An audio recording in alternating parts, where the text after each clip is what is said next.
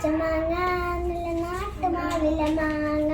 ഇത് കട്ട് ചെയ്തിട്ട് കുറച്ച് ഉപ്പും കുറച്ച് കാശ്മീരി ചില്ലി പൗഡറും കുറച്ച് എണ്ണയും മിക്സ് ചെയ്തിട്ട് കഴിച്ചാൽ നല്ല ടേസ്റ്റ് ആയിരിക്കും. അപ്പം നമ്മൾ എങ്ങനെ മുറിക്കുന്നതെന്ന് കാണാം.